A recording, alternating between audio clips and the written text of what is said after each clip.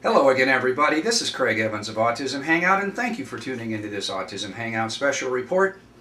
You know, many of our special kids will have a chance to go to college, but as parents will tell you, getting into college isn't the only challenge, or in some cases, the real challenge. Staying in school requires new skills, and learning and practicing the right skills and disciplines will assure that our students, our special students, have a successful college experience. Today's autism expert has just written the book on the subject, and it's called Developing College Skills in Students with Autism and Asperger Syndrome.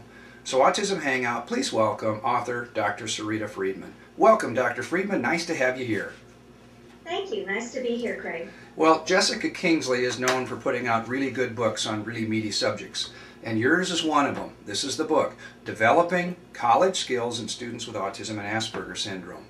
Now, most people, or many people of our viewers, may not know exactly who you are. So let's start with a question of how did you get into this subject? Because you've got quite an extensive background. Yeah, well, I was formerly a special education teacher, and when I became a psychologist, I hooked up with someone who was doing social skills groups for kids with autism and Asperger's. And so I got right back into the world of special needs, and in 1995, when we got the first wave of children being diagnosed with high-functioning autism or Asperger syndrome, I was seeing children that were about 2 to 7 years of age at that time. And, you know, about 2 or 3 years ago, they started coming back into my practice as older teens and young adults who may have already failed at college, and I saw a great need and a great gap in the way we were educating kids. So it motivated me to write this book. Yeah, and I know that in this particular book, you look at specific skill sets and other things that need to be developed in the child before they head off to college. So your book is more for parents and caregivers and professionals? Yeah, the book was written for professionals with parents in mind. It's not a self-help book per se. I think that adults with autism spectrum disorders could read it and identify areas where they might have gaps in their learning and skill sets, and then perhaps get professional help in developing those areas. Well, let's talk about some of the specific findings and the points that you have in your book. In fact, let's just start with 3 of them. What would 3 of the biggest points or biggest skills that people need to develop, what would they be?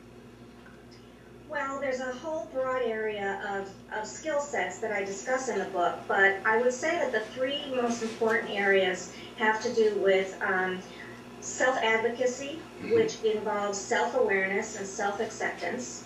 The whole area of executive functioning skills is quite broad, and I feel is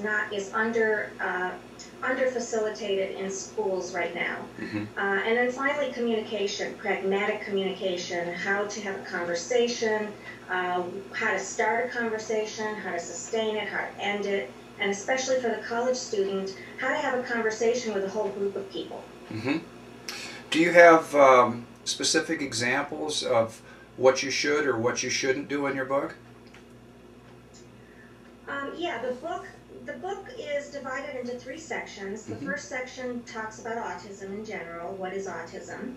And the second section is the skill sets. And what I do in the book is I break down, I identified a number of skills, I can't remember how many, but there's quite a few of them.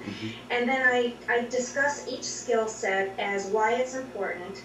And then I break it down into early preparation, meaning how do we stimulate development of this skill set in elementary school, even preschool, if the child is already identified. So from very young until about, you know, early middle school, and then a later preparation section for every single skill set, and how to stimulate development of that skill from late middle school all the way through the end of high school.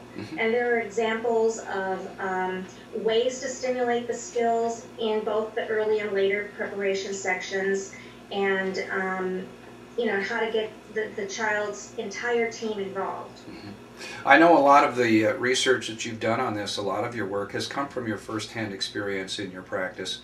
Can you tell us a little bit about the resources section of your book? What is in there beyond just the basics? What I've done over the years is I have some Google alerts, if you know what those are, Sure. for autism and Asperger's and college and autism and all of that. And I've collected a whole array of websites, URLs that are very useful. And what I did in the resources section was I broke them down into different areas. So general associations that are important to become a member of, important websites like Autism Hangout that have a lot of helpful information, general information about college and financial aid, and then just other websites that I think families and students would find helpful in terms of just education in general. The marketplace for books about our special kids succeeding in college has become a little crowded here in the past few weeks, and that's great because there's lots of good information out there. What would your book have? What does your book offer that's a little different than anything else that's been out there previously? Yeah, I think that there's I think what I'm looking at is 3 categories of books. One is the book for college personnel, you know, how to deal with the student once they get to college. The other sets of books have to do with helping parents understand what their child might need in college, but it has to do with once the child has graduated from high school. So far, mine is the only book that I know of that talks about how can we do a better job of preparing kids for college before they leave high school, because when kids are in elementary and high school, they're protected by the IDEA, the Individuals with Disabilities Education Act, that really makes it mandatory for the schools, districts to educate them and prepare them for the future. Once they graduate from high school, IDEA goes away.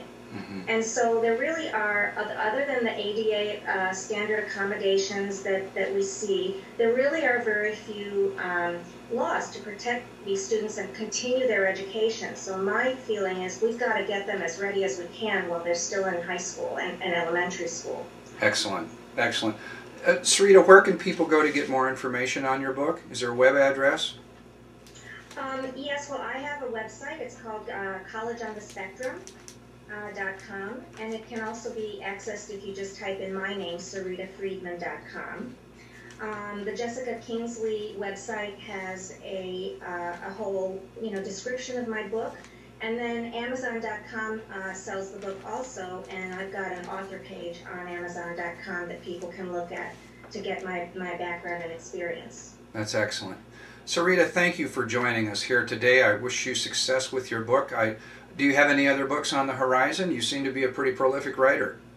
Well, I've got some articles that I'm working on right now for different autism newsletters, but I think I need a break from the 3 years of intense working on the book every day, every weekend, every spare moment of my time. So not right now. Yeah, it eats up a fair amount of time, doesn't it? It really does. Well, it really does. Thank you again for joining us today. Thank you. Thanks so much for having me, Craig. And thank you, Autism Hangout. I'll be back again soon with another special report.